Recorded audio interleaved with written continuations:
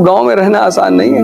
और गांव में एक एक घर में 7-7 8-8 लड़के हैं। अपने घर में लड़ेंगे तो खुद ही को मार डालेंगे, तो बगल वाला खुशी है तो उससे लड़ो ना। और वो चिल्लाने लगी स्टेडियम में, जीजू ये मार लो, उठा उठा के की। मत करिए बदतमीजी। और हिंदुस्तान खासकर उत्तर भारत के आदमी को दो चीजों से बहुत लगाव है, बहुत प्यार। किसी भी घर को अगर महान बनना है उसका एक ही सूत्र है,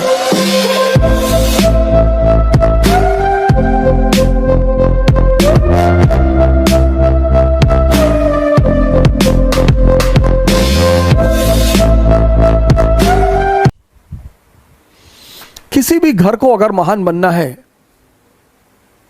किसी भी राष्ट्र को अगर महान बनना है, किसी भी समाज को अगर महान बनना है,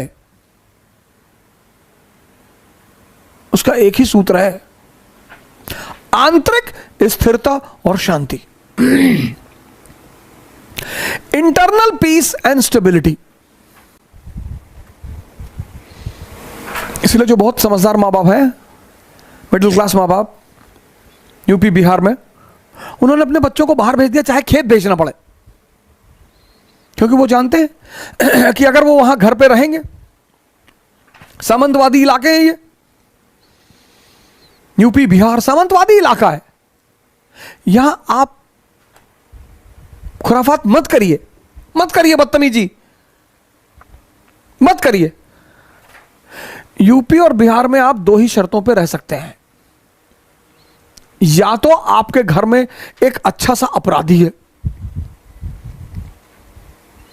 4-5 लोगों का सर काट के लाया है, तो आप आराम से रहेंगे, सुकून से रहेंगे, या आपके घर में कोई सिविल सर्वेंट है या नेता है अच्छे स्तर का, वरना आप नहीं रह पाएंगे।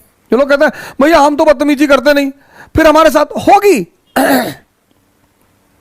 आप गांव में चले जाइए, एक दिन के लिए गांव बहुत अच्छे हैं, 2 दिन के लिए गांव बहुत अच्छे हैं, तीसरे दिन ना रह पाएंगे। और जिनको शहर की शांति मिल चुकी है, शहर में फ्लैटों में अगल बगल वाले एक दूसरे से बात नहीं करते, कभी कभार once in a blue moon सामने वाला फ्लैट वाला निकल आया, good morning good morning, how are you, खत्म खत्म। इस दिल्ली जैसे मेट्रोपोलिस में, मुंबई में बहुत लोगों को बड़ी शांति मिल गई। परिवार है, बच्चे हैं, सैटरडे संडे को वीवीआर चले गए, अभी लॉकडाउन में थोड़ा दिक्कत चल रहा है तो कोई बात नहीं, घर ही में अपना खाना पीना बना लिए, नाच गा रहे हैं, खुशी से हैं गांव में। और उसकी वजह क्या है? जनसंख्या। एक एक घर में 10-10 12-12 लोग हैं, एम्प्लॉयमेंट है नहीं, आय का स्रोत है नहीं। अपने घर में लड़ेंगे तो खुद ही को मार डालेंगे, तो बगल वाला खुशी है तो उससे लड़ो ना। बहुत चुनौतीपूर्ण है इस वक्त इन स्टेटों में सरवाइव करना। वैसे तो सारी जगह चुनौतीपूर्ण है, यहां परसेंटेज ज्यादा है। भाई यूपी में किसी की 1 इंच जमीन लेके देखिए, और यूपी की जमीन गंगा दोआब की, और पूर्वांचल इतनी फर्टाइल जमीन, इतनी, लोहा फेंको AK-47 बाहर निकले। आज भी तुम्हारे पास अगर गांव में 2 एकड़ जमीन है ना, 2, और घर के सामने एक ट्रैक्टर है और बुलेट रखे हो तुम, उस पे लिखा है महाकाल,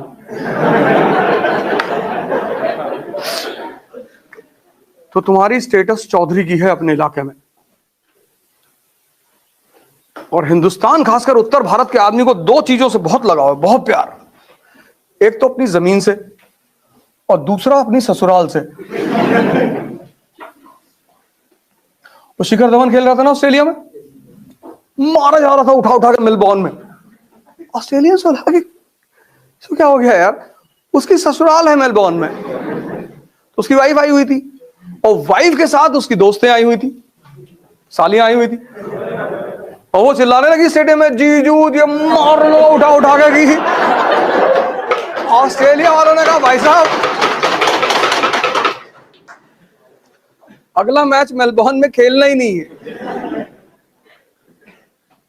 2 चीज से बहुत लगाव है, जमीन और ससुराल। जमीन नहीं दे सकते। इसलिए बहुत सारे लोग जो गांव में शहरों में सेटल हो गए, दिल्ली में मुंबई में, कहे भैया हम गांव की जमीन बेच दिए, और तुम्हारे पास कोई ऑप्शन नहीं है। गांव का सोशल स्ट्रक्चर और शहर का सोशल स्ट्रक्चर बहुत अलग है। शहर में लोगों का एक बच्चा है, उसको इंग्लिश मीडियम में पढ़ा रहे हैं, मैरीलैंड स्कूल, वही मैगी एगी खा के बड़ा हो रहा है। और गांव में एक एक घर में 7-7, 8-8 लड़के हैं। 8 लड़के, 6 बंबई में कमा रहे हैं, एक जेल में है, दूसरा कचहरी में खड़ा रहता है दिन भर। नहीं, तुम जब भी कचहरी जाओगे एक आदमी तुम्हें वहां मिलेगा, जब भी जाओगे तुम्हें मिलेगा कि कहा तिवारी, अरे वो देवरिया वाले केस में पेशी लगी। कुमार विश्वास से किसी ने पूछा कि दिल्ली के लड़के और यूपी के लड़कों में क्या फर्क है, बड़ा अच्छा आंसर दिया उसने, कहा दिल्ली के लड़के जवान होते हैं तो डेट पे जाते हैं, और यूपी के लड़के जवान होते हैं तो तारीख पे जाते हैं।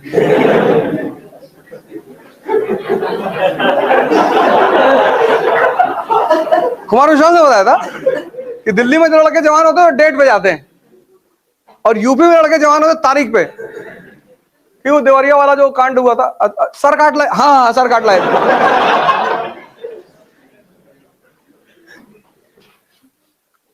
वैसे अब गांव में रहना आसान नहीं है, बहुत डेंजरस है। कौन कहां आग लगा रहा है किसी को नहीं पता। हम अभी आए 2 दिन पहले, गांव में ही थे। हम सब डिस्टेंस बना के रखते हैं, हमको जानते हैं सज्जन आदमी है। इसलिए हिंदुस्तान में वो तबका हमेशा शक्तिशाली रहा जिसका जमीन पे कब्जा रहा। इसलिए ब्राह्मणों ने इस देश में आज तक रिजर्वेशन का विरोध ही नहीं किया, क्योंकि जमीनें आज भी उनके पास हैं। उनको नौकरी चाहिए ही नहीं। रिजर्वेशन देके उन्होंने भारत में क्रांति को टाल दिया। माओवाद दे दे रिजर्वेशन, ले आओ नौकरी करो। तो जब घर में, और नौकरी में क्या है, एजुकेशन, एजुकेशन में क्या है, कैरेक्टर सर्टिफिकेट। तुम्हारा कॉलेज स्कूल का टीचर कैसे तुम्हें धमकी देता है कि लिख देंगे,